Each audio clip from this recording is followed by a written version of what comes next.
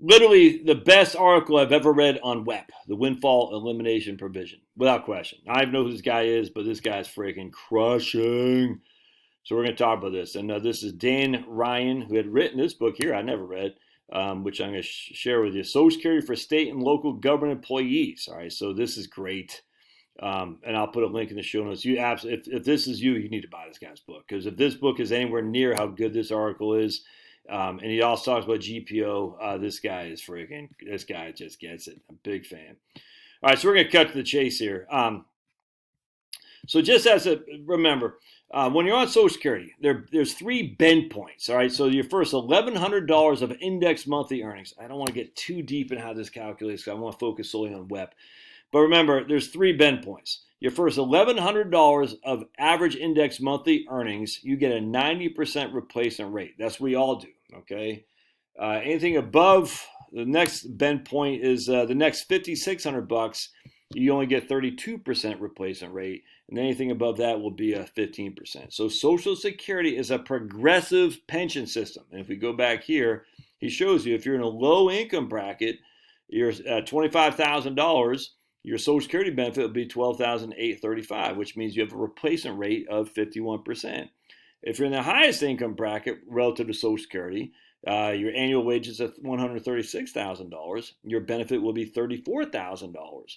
So you're going to get $22,000 more than this lady right here, but your replacement rate has gone down by 50%. It went from 51 to 25. All right, that's the progressive nature of Social Security. Now, what Dan says in here, he says, which makes sense, that's how Social Security works. The more income you make, the less you'll get as a Social Security replacement rate, because it's a progressive system. It's set up solely to keep people from being impoverished. That's what it's there for. It's not to make anybody rich. It's not to make you comfortable. It's to keep you from being impoverished. And it does a good job of that. There's no other way around that. Now, what Dan would say is, unlike a pension a lot of times will give you basically 70% of your last 3 years of pay. So if you're making $100,000 a year, you get 70% of that, you get $70,000 a year. If you're making $30,000 a year, you'll get 70% of that. I don't know what that is. $21,000 a year, I guess. It has nothing to do with your wages, just has to do with the contract. Your pension will pay you as basically a percentage of your last 3 years of labor, if that makes sense, of income. We call it like the military is like the high 3 and stuff, and I can't remember what that is. It has nothing to do if you're a general or you're private Joe Snuffy. You're getting the same percentage as your last 3 years. All right, that's the difference between Social Security and a pension. Social Security is progressive and a pension is not. All right, so let's cut to the chase here. All right, so to figure out our Social Security benefit, we take our average salary, which is calculated called the average index monthly earnings, which is basically you're taking all your top 35 years of index earnings. Index kind of means adjusted for inflation. It's actually called the average wage index, but it's the same kind of concept. So we're going to take your average index monthly earnings, all right, and then what happens is we're going to give you a 3 bend points. So the first $1,100, you're getting 90% of that AIME. Everybody is, all right.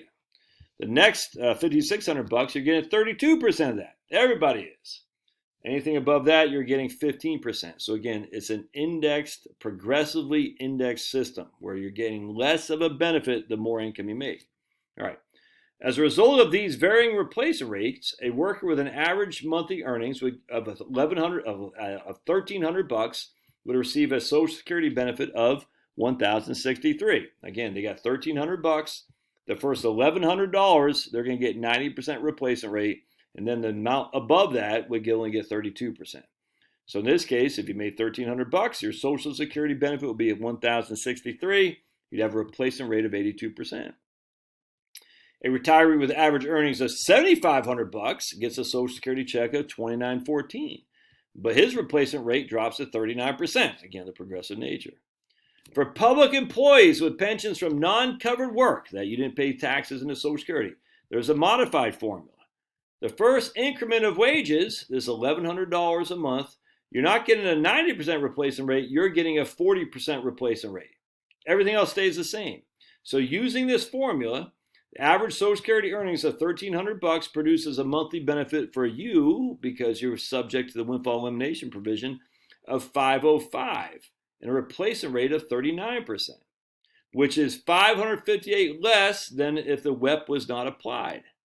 The replacement rate is the same as the high wage earner. That's exactly what's happening here. So because you have non-covered earnings, you're basically your replacement rate is the same as if you were the high wage earner. Again, you got a replacement rate of 39%, which is what the high age earner had, a replacement rate of 39% as well. That's actually very interesting. If we go up here, we can see like here's a medium wage earner.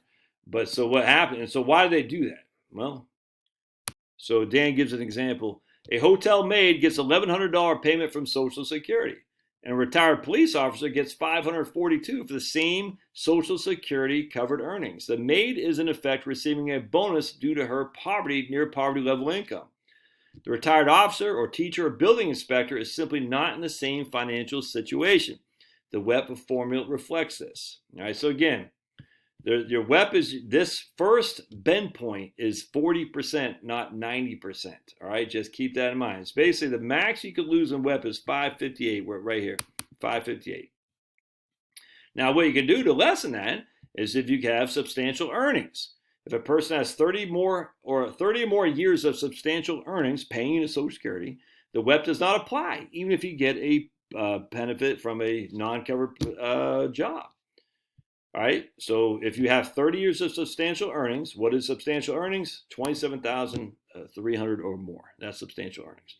So if you have a job of covered earnings of $27,300 for 30 years, it will be no WEP, even if you have a public pension where you didn't pay into Social Security. Between 21 and 29 years of Social Security substantial earnings, the impact of the WEP formula is lessened proportionally. For example, if you have 25 years of earnings, this right here is 65%, not 40%. All right. So again, it goes up each and every year how many years of substantial earnings. So the way to avoid the WEP is to have 30 years of substantial earnings. Substantial is 27,300 or more. The amount is inflation adjusted is lower in the past, a little higher in the future. Yeah, 100%. Each year's requirement is spelled out they got a publication here. WEP does not apply to survivor benefits. That's, again, survivor benefits is something we'd want to look at with GPO, government protection, pension offset. WEP reduction is limited. Finally, the reduction of the WEP cannot be more than 1/2 of your public pension. All right, so if your public pension is $800, you're not going to have a WEP reduced of $558. It can't be more than $400. All right, so that's good enough. That protection is rarely invoked, but may help persons who have a relatively low public pensions.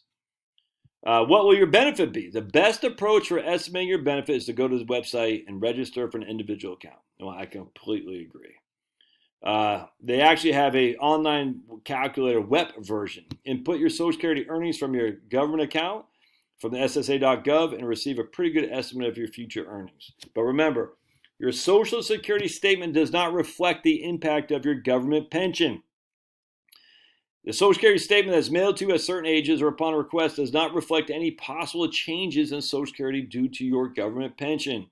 This because at the time the estimates are made, Social Security knows only so much about your pension history. Accordingly, they issue a statement without any calculation, but with general warning that government pension may impact your estimate. Yep. Is it fair? Well, here's from Allison Shelton's WEP and GPO papers.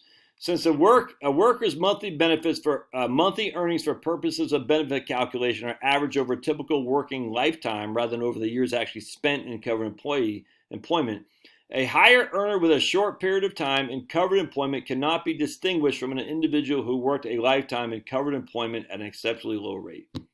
Thus, a worker who is entitled to a state and local pension outside of Social Security could qualify for the subsidized benefits with a progressive benefit formula because they look like they're poor on paper. Yeah. In other words, the WEP is not a punitive apparatus that unfairly reduces a teacher or other public services benefit. It is intended to equalize replacement rates among public and private workers who have the same total lifetime wages. Yeah. 100% agree. I still think get rid of the WEP to begin with.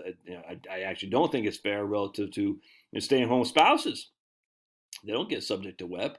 And they don't get subject to GPO. I think it's insane that it's still there, but it is what it is, man. And that's right now is what we're dealing with. So not to know it is to be ignorant, and to be ignorant is not bliss in this regard. All right, I'll send you a link to the article. Love your thoughts. We'll see you.